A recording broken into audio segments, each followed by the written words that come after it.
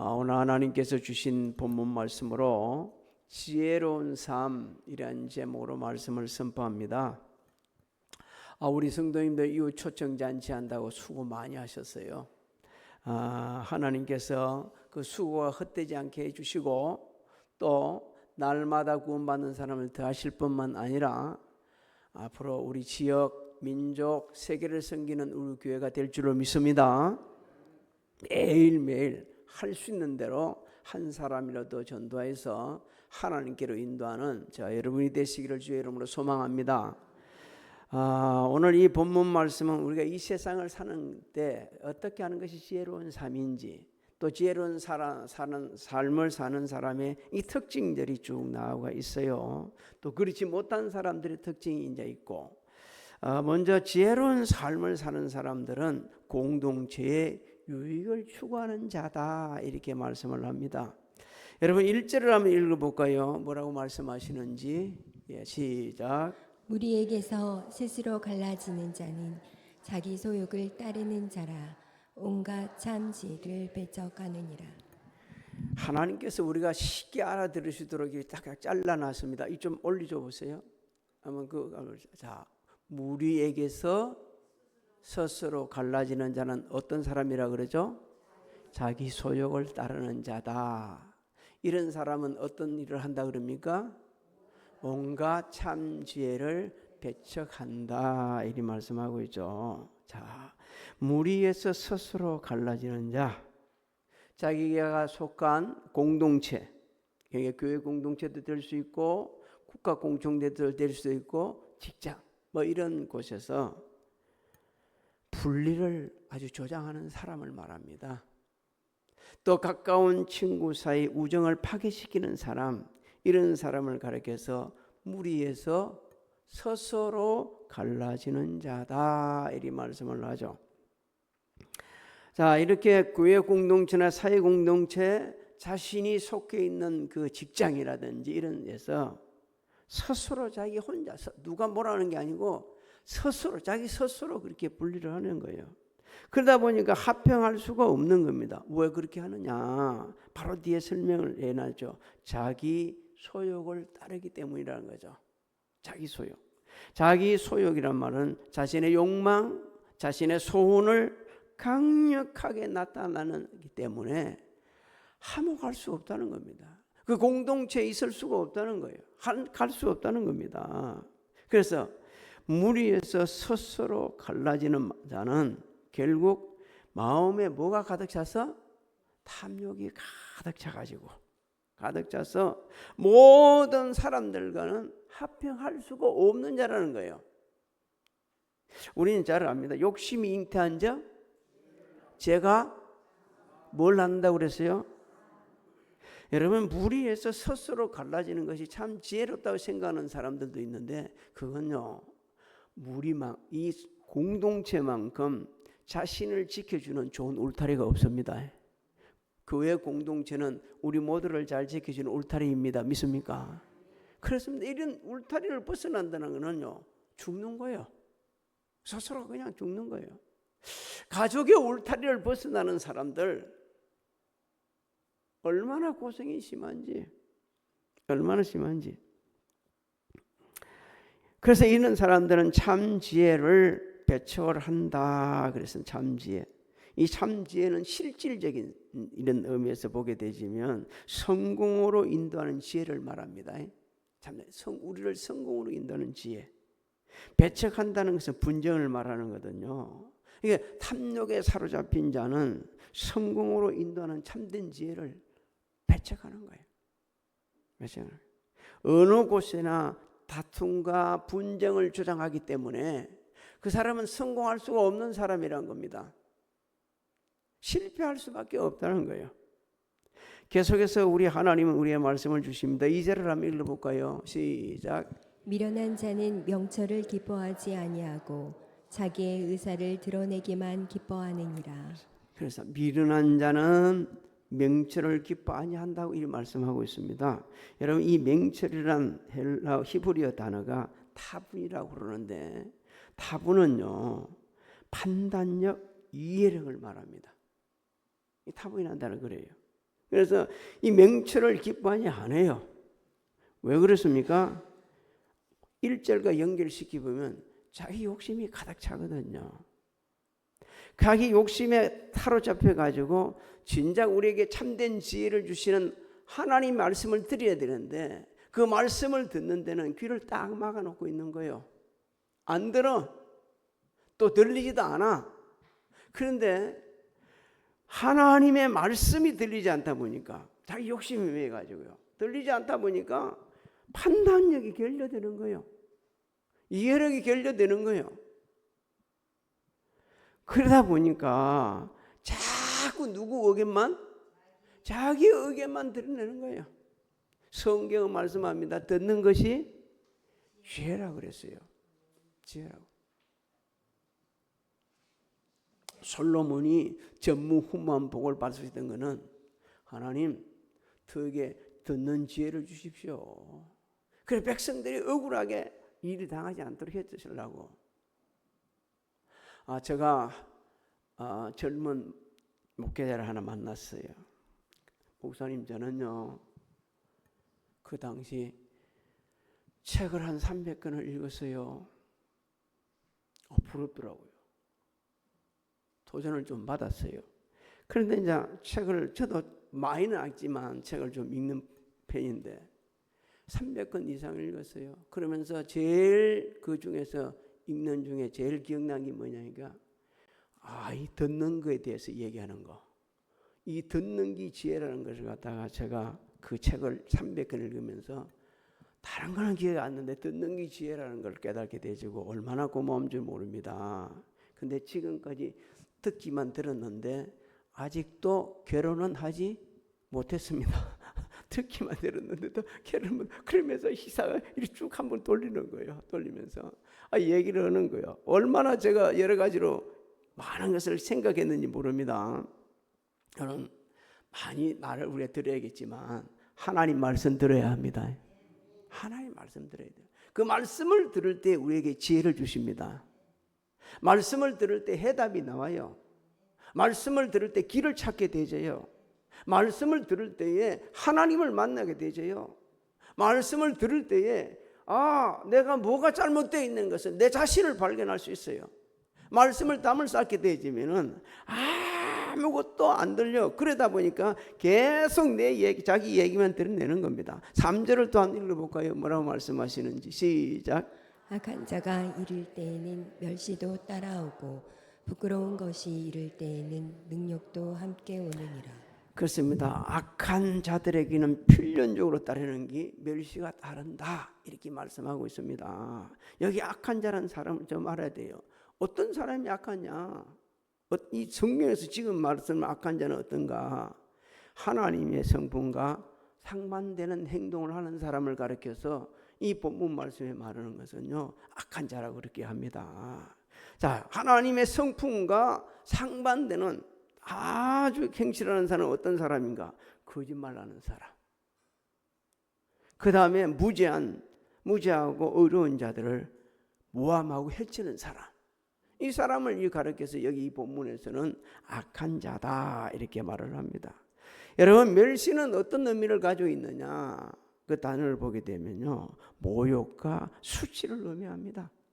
모욕과 수치. 그래서 이 악한 자들은 의로운 자들을 갖다가 심하게 멸시하는 거예요. 네, 그렇게 하다가 그 사람들을 넘어뜨리려 하는 거죠. 넘어뜨리려 하는데 결국은 누가 넘어진다? 자신이 넘어지는 거예요. 자신이. 그래서 수치를 당해야 된다는 것을 하나님께서 말씀하고 있는 겁니다. 이런 미련한 인생 살아서는 안 된다. 성도들은 그렇게 삶을 살아서는 안 된다라고 말한 겁니다. 이 부끄럽다는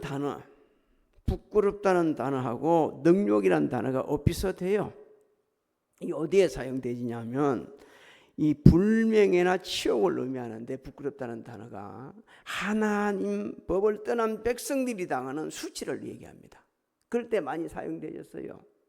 그 다음에 또 능욕이라는 단어는 이 가볍다는 이런 의미도 있지만 이것도 비슷한데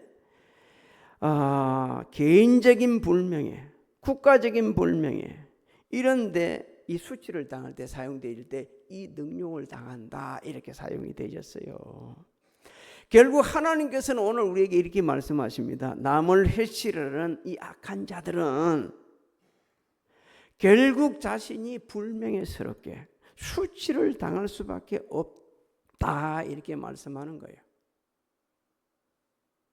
결코 이게 지혜로운 삶이 아닙니다. 사람들이 잘못 알고 있어요. 남을 계속 모함하고 남을 내리뜨리고 그래야만이 자신이 어떻게 높아지는 줄 알고 있어요. 근데 우리 주님은 그렇게 가르친 적이 없습니다. 높아지려면 뭐라고 그랬어요? 섬김 받으려 하면은 섬기라고 하셨어요. 섬기라고. 근데 이 악한 자들은 정반대로 사는 겁니다. 성경은 악한 자들이 행하는 그 행위는 결국 자신에게 돌아간다는 것을 여러 모양으로 가르쳐 주시는데 욥기 12장 4절로 5절을 한번 읽어볼까요? 시작. 하나님께 불러 아뢰어 들이심을 입은 내가 이웃에게 웃음거리가 되었으니 의롭고 온전한 자가 조롱거리가 되었구나. 평안한 자의 마음은 재앙을 멸시하나 재앙이 실족하는 자를 기다리는구나. 그렇습니다. 자기한테 돌아가는 거예요. 자기한테. 재앙이 기다리고 있다는 것을 잊지 말아야 합니다. 결국 하나님께서는 1절로 4절을 통해 우리에게 주시는 귀한 말씀이 있죠. 이 말씀을 3절을 통해 주시는 말씀이 있는데 이것은 바로 우리에게 욕심, 우리 마음속에 있는 욕심, 어떤 사람을 짓누르게 해서라도 내가 짓밟고 이랬어야겠다는 이런 악한 마음, 이런 걸 가져서는 안 된다는 겁니다. 그를 채우기 위해서 하다 보게 되면 분열을 조장하게 되고 성경은 할 수 있는 대로 모든 사람과 합병하라고 하셨는데 정반대의 삶을 살 수밖에 없다는 거예요. 왜? 이 미련한 인생들은 자기 욕심을 채우는데 그것이 가장 중요하다고 생각하기 때문에 그것이 자기 인생의 최고의 길인 줄 알고 자신이 가장 잘하는 줄 알고 의도적으로 참된 것을 배척해 가면서 참된 사람들을 모함해 가면서 자신의 길을 찾으려 하니까 거기서는 아무것도 얻을 수가 없다는 겁니다. 자기 중심적인 사고를 가지게 되지면 교만해지게 되지고 완고하게 되지고 옳은 것에 대해서 맹렬하게 공격을 하기 때문에 결코 성공할 수 없다는 거예요. 그런 미련한 인생 살라고 하지 말라는 겁니다. 말라는 거예요. 여러분, 하나님을 경외할 때에 하나님께서 우리에게 참된 지혜를 주십니다. 그래서 하나님을 경외하는 마음을 가져야 되는 거예요. 그럴 때 남을 나보다 낮게 여깁니다. 더 나아가서 겸손한 마음으로 타인의 좋은 점을 인정해주고 그 좋은 점을 갖다가 자꾸 부각시켜주고 그것이 결국 누구한테로 돌아오냐면 자기한테로 돌아오게 되는 거예요. 베드로전서 5장 5절 6절에 하나님이 이렇게 말씀합니다. 젊은 자들아 이와 같이 장로들에게 순종하고, 이게 이 장로들은 게 뭐 어르신들도 될 수 있고요. 지혜로운 자들 말을 지도 잘 들을 수 있겠지만 여기서는 거의 어르신들을 얘기하는 말씀하는 거죠. 순종하고 다 서로 겸손으로 허리를 동이라. 서로 겸손으로 허리를 동이라. 하나님은 교만한 자를 대적하시되 겸손한 자에게 은혜를 베푸신다. 그러므로 하나님의 능하신 손 아래에서 겸손하면 때가 되면 너희를 높이시리라. 할렐루야. 기다리면 되는 거예요. 하나님 앞에서, 사람 앞에서 그렇게 겸손하면. 사랑하는 성도 여러분, 지혜와 어리석음은요, 한 사람의 인격과 삶의 질을 결정합니다. 그리고 자신뿐만 아니고 주변에도 여러 가지 영향력을 끼치는데, 선한 영향력을 끼칠 수도 있고 악한 영향력을 끼칠 수도 있습니다. 하나님을 경외하는 이 마음을 가지고서 하나님 주시는 지혜로서 모든 사람과 합평할 뿐 아니라 함께 나누고 베풀고 공유하고 기뻐하는 그 자리에 우리 모두가 있기를 주의 이름으로 소망합니다. 두 번째 주시는 말씀이 4절부터 9절을 보면 성숙한 언어로 은혜를 끼친다고 우리에게 말씀합니다. 4절을 한번 읽어볼까요? 시작. 명철한 사람의 입의 말은 깊은 물과 같고 지혜의 샘은 솟구쳐 흐르는 내와 같으니라. 이 전 4절을 그냥 요약하면 이런 뜻입니다. 지혜로운 사람은 깊이 생각하고 그리고 말하고 행하는 거예요. 그래서 덕을 세운다는 겁니다. 여러분, 말하기 전에 깊이 생각하는 사람 필요 적절한 말만 합니다. 실수하지 않아요. 그래서 타인에게 유익을 주는 겁니다. 성경은 지혜로운 자의 은혜와 그렇지 못한 자의 은혜에 대해서 확연하게 구분해 놓은 그런 것을 많이 있어요. 너무 많이 기록해 놓았어요. 그 중에 부부였던 사람, 두 부부를 통해 우리에게 주시는 놀라운 진리가 있죠. 다윗이 이스라엘 초대 왕인 사울에게 쫓겨서 강야 생활을 하고 있을 때입니다. 마온이라는 동네에 나발이라는 사람이 살고 있었어요. 성경 그 사람을 굉장히 큰 부자라고 말씀하고 있습니다. 그런데 인격은 너무너무 잘못되어 있다, 이렇게 얘기를 하고 있죠. 근데 그에 비해 그의 아내 아비가일은 너무너무 지혜로운 여인이었다고 성경은 우리에게 말씀하고 있습니다. 나발은 들에서 양을 치고 있었어요. 그때 다윗은 사울에게 쫓겨가면서 광야 생활을 하면서 자기 따르는 이 사람들을 데리고 있으면서 그 사람들을 풀어서 나발의 양떼를 지켜줬어요. 밤낮으로 지켜주셨어요. 그런데 다윗이 나발이 양털을 깎는다는 소식을 듣게 되셨어요. 당시 양털을 깎는다는 것은 축제나요, 축제. 그야말로 1년 농사를 수확하는 거나 마찬가지예요. 그때는 많은 음식을 준비해 가지고 이 사람도 주고 저 사람도 주고 막 나누는 그런 때였어요. 그래서 다윗은 그때 뭐 광야에서 생활하는 게 뭐가 있겠습니까? 자신을 따르는 젊은 지혜로운 사람들을 보내 가지고 정중하게 인사를 하고 음식을 좀 달라고 요청을 합니다. 그랬더니 나발의 입에 담지도 못한 말을 그냥 쏟아내면서 다윗을 모욕을 하죠. 이 소리를 그대로 듣고 와서 또 그 청년들이 보고를 한다. 그러니까 다윗이 쟤는 살려줘서는 안 되겠다. 왜? 나발은 이미 사울 다음에 다윗이 왕이 될 것을 알고 있었습니다. 그런데도 의도적으로 무시한 거예요. 의도적으로. 죽이러 가는데 이것을 갖다가 그 안에 아비가일이 알았어요. 그래서 아비가일이 다윗을 만나고 설득을 하죠.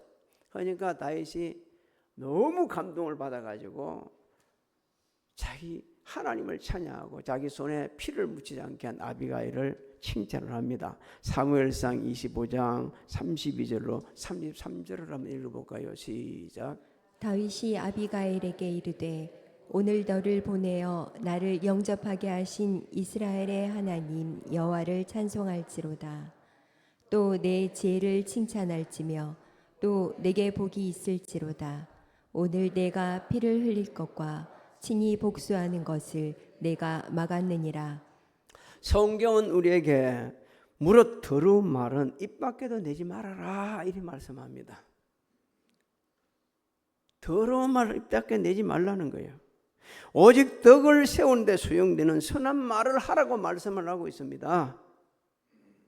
우리가 덕을 세우는데 소용되는 선한 말을 하려면 주님이 너무너무 정확하게 가르쳐 주세요. 우리 마음에 선한 마음을 품어야 한다. 우리 마음 속에 있는 것이 뭐로 나온다고 그랬어요? 입으로 나온다고 그랬습니다. 말은 우리 마음에 있는 것을 그대로 옮겨요. 그렇기 때문에 내가 입에서 좋지 못한 말이 나오는 것은 그 마음이 어떠한 것을 우리 마음이 어떠한다는 것을 알게 하는 겁니다. 악한 것이 우리 마음에 지배가 있으면, 염려 근심이 지배가 있다면, 다른 사람을 미워하는 것이 지배되어 있다면, 시기 질투가 지배되어 있으면 반드시 그 말을 하는 거예요. 그런 말을 하게 되면 그 순간 자신의 인격도 함께 땅바닥이 되는 겁니다. 사랑하는 성도 여러분, 매일 하나님의 말씀에 그거를 보면서 내 마음이 어떤 걸 지배하고 있는가? 무엇이 지배하고 있는가? 어제 저녁에 다니엘 기도 보셨습니까? 혹시 기도 부득불 오지 못해서 유튜브로 보신 분 있다 그러면 함께 은혜 받았을 것입니다. 죽음의 문턱에서 살아남은 그 의사. 지금 하는 건 뭐합니까? 자기가 그때 깨달은 게 뭘 깨달았답니까? 예수님은 왜 아무 죄도 없이 그 고통을 당하셨어요? 그러면서 지금 낙도에 가서 오로 선교를 하고 있지 않았습니까? 병원도 하면서. 하나님께서 순간순간 우리를 깨닫게 하시는 거예요. 가능하면 오십시오. 주일학교, 중고등부, 청년, 장년들 다 와서 들어도 괜찮습니다. 내 마음이 무엇을 지배하는가를 늘 살펴볼 수 있는 사람, 그분이 지혜로운 삶이에요. 5절을 한번 읽어볼까요? 뭐라 말씀하는지. 시작. 악인을 두둔하는 것과 재판할 때에 의인을 억울하게 하는 것이 선하지 아니하니라. 하나님께서는 공의를 훼손하는 어리석은 자들에 대해서는 안 된다 말씀하는 겁니다. 여러분, 악인을 두둔하고 의인을 억울해하는 것은 공의로우신 하나님을 대적하는 거고 멸시하는 겁니다. 하나님은 공의로우신 분이십니다. 그 공의를 뭘 충족시키느냐? 사랑으로 충족시키셔서요. 그런데 공의다 해가지고 진작 남한테는 공의다 하면서 잣대를 들이대면서 자기는 그렇게 아는 사람들, 그 중에 저도 포함될 수 있고 우리 모두도 포함될 수 있고 이 나라의 정치 지도자들도 포함될 수가 있는 겁니다. 여러분, 어느 시대나 공의를 멸시하는 사회나 공동체는 큰 혼란에 빠졌어요. 왜? 공의가 서지 못하는데 무슨 사회가 어떻게 바로 서겠어요? 썩어 문드러지지. 그래서 나쁜 잘못된 때는 잘못됐다고 얘기를 해야 돼요. 나는 저 사람 지지하기 때문에 저 사람은 무조건 놀아. 잘못된 거예요, 그건. 왜 우리 교회 요번에 10월 27일 날 그 100만 명이 넘는 사람들이 우리 성도들이 다 나와가지고 했는데 방송국에서는 그게 뭐라고 합니까? 100만 명 나왔다 이야기합니까? 실제로 참여한 분들이 이야기합니다. 100만 명 넘었으면 넘었지 절대 적지는 않을 거다. 이 세상이 그렇습니다, 여러분. 지혜로운 자는 하나님을 두려워하는 마음으로 공의로운 삶을 삽니다. 그런 사람들을 이렇게 세우는 거예요. 내가 좋아하니까 무조건 좋아하고 그런 게 아니에요. 말씀을 중심으로 따라서 가는 거예요. 남들이 공의를 얘기할 때, 바른 옳은 걸 얘기할 때에 죽이려고 덤비들이죠. 중심이 없는 사람들은. 적어도 예수님 믿는 사람들은 그렇게 살아서는 안 된다는 겁니다. 6절로 8절 한번 읽어봅시다. 뭐라고 말씀하는지. 시작. 미련한 자의 입술은 다툼을 일으키고 그의 입은 매를 자청하느니라. 미련한 자의 입은 그의 멸망이 되고 그의 입술은 그의 영혼의 그물이 되느니라. 남의 말하기를 좋아하는 자의 말은 별식과 같아서 뱃속 깊은 데로 내려가느니라. 생각 없이 말하는 사람들, 누구에게도 유익이 없다는 것을 먼저 말씀해 주는 겁니다. 여러분, 어리석은 자의 말 한마디, 생각 없이 한 말이 다툼도 일으키고 자신도 해롭게 하고 여러 사람들 힘들게 한다는 거죠. 특히 더 안 좋은 것은요, 자신에게 안 좋은 거예요. 왜? 그게 자신의 부메랑이 돼서 돌아오기 때문에. 저는 남의 말하기를 좋아하는 자의 말은 별식과 같아서 뱃속 깊은 데로 내려간다는 말씀을 읽으면서 얼마나 많은 것을 깨닫고 회개하고 더 감사했는지 모릅니다. 이걸 영어 성경은 재미있게 표현을 해놨습니다. 별식이라는 말을 달콤한 음식, 맛 있는 음식 한 조각, 또 심지어는 상처, 이렇게 영어 단어로 번역을 해놨어요. 여러분, 이 뱃속으로 별식이란 말을 좋아하는 사람들, 악의적으로 남의 허물을 드러내고 모함하는 것, 이걸 정말 즐기는 사람들. 또 인간들은요, 재성이 있어가지고 남들한테 그런 말을 누가 하게 되지만 그게 귀를 기울이고요, 함께 고개를 끄덕이고 맞아 하고 이러는 사람들 결코 자신한테 유익이 없고, 하는 사람도 그렇고 듣는 사람도 없고 동의하는 사람도 유익이 없다고 제가 말씀하고 있는 겁니다. 그런데 우리가 남의 이야기 안 하면 할 얘기가 없어. 그 희한해요. 부부간에 다 가끔 다툴 때도 뭐 갖고 다투요? 남의 이야기 하다 그래. 자기 이야기가 아니라 남의 이야기하다 그럴 때가 많아. 근데 하나님께서 그렇게 하지 말라는 겁니다. 여러분, 남을 모함하고 허물 드러내기 좋아하는 사람의 특징이 9절입니다. 9절 말씀 한번 읽어봅시다. 그 사람들, 어떤 사람들은 자기 일을 뭐 한다고요? 자는 패가하는 자의 형제니라.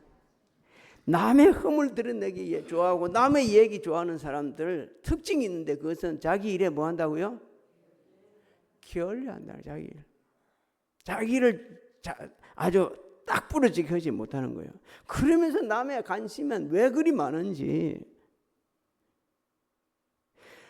아니, 성경에 우리 요덤에 있는 목사님, 우리 대선배 목사님 그리 말합니다. 성도들이 말이요, 12제자 이름은 줄줄줄 외우지 못하면서 TV 나오는 탤런트 이름들은 어떻게 그렇게 잘 외우는지 모른다는 거예요. 우리 12제자 한번 같이 해볼까요? 딱 세 사람 알 거예요. 누구? 베드로. 그 이상은 안 부를게. 그 이상은 잘 안 부를게. 우리가 말이요, 잘 몰라. 알아야 될 걸 진짜 안 알고 엄떤들 너무 잘 아는 거예요. 여러분, 혹시 나무 얘기하는 걸 그리 좋아합니까? 들으면서 고개 끄덕끄덕 한 적 있습니까? 맞아 한 적 있습니까? 회개해야 합니다. 그런 어리석은 삶이 없다는 겁니다. 하나님께서는 교회 공동체를 통해서 성도들이 하나가 되어가게 하시고, 그 하나 된 가운데서 복음을 전하게 하시고 하나님 나라 의를 이루게 하십니다. 믿습니까? 그래서 교회 공동체는요, 우리 성도들을 지켜주시는 하나님이 함께 하시는 가장 아름다운 울타리입니다. 여기 스스로 벗어나게 되지면 영적으로 단절되지고 하나님과 단절되지고 삶도 고달프게 되지게 돼 있는 거예요. 한때 우리나라 어느 코미디언이, 물론 자기가 한 건 아니지만 그 나왔으니까 국가가 내한테 뭘 해준 게 있어 해가지고 문매를 맞았습니다. 왜? 국가가 안 해준 게 뭐가 있냐? 국가가 네한테 안 해준 게 뭐가 있냐? 여러분, 우리는 나라 민족을 위해서 기도해야 합니다. 욕하고 손가락 찌른다고 되는 게 아니요. 기도해야 돼. 아까 우리 집사님이 기도했지 않았습니까? 평안하고 고요하고 안전한 생활을 하려면 디모데서에 읽어보면 위정자들을 위해서 뭐 하라고요? 기도해야 된다고 그랬습니다. 기도해야 된다고. 하나님을 경외하며 절대적으로 믿는 믿음의 사람 갈렙과 여호수아는 꽃같이 12명과 함께 가나안 땅을 정탐으로 가죠. 근데 돌아와서 보고가 달라요. 두 사람은 우리 정복할 수 있다. 근데 10사람은 아니야, 우리 죽을 수밖에 없어. 결국 두 사람은 이스라엘 2세대들을 인도해서 가나안 땅에 들어가죠. 근데 나머지 10사람은 자신들이 본 그대로, 말한 그대로 되어가지고 광야에서 1세대들과 함께 죽음을 당하고 말았습니다. 저는 오늘 이 말씀을 들으면서 우리가 한번 좀 새로워지면 좋겠습니다. 2024년 동안 한번 돌아보시기 바랍니다. 이제 한 해를 마무리할 시점이에요. 지혜롭게 살으셨습니까? 미련하게 살지 않았는가요? 어느 시대나 하나님을 경외하는 자들에게 하나님께서는 지혜를 주셨어요. 선한 일에 부여하게 주셨어요. 주변 사람들의 은혜에 영향을 끼치게 해주셨어요. 여러분, 아직 2달이 남아 있습니다. 이건 하나님 주신 은혜입니다. 자신의 삶을 한번 잔잔히 돌아보면서 잘못되어 있는 거 있으면 가만히 고치시고 하나님이 주시는 지혜를 선용하셔서 성숙한 언어, 행동으로 교회 공동체 모두에게 유익을 주면서 함께 할 수 있는 저 여러분들이 되시기를 주의 이름으로 소망합니다. 소망합니다.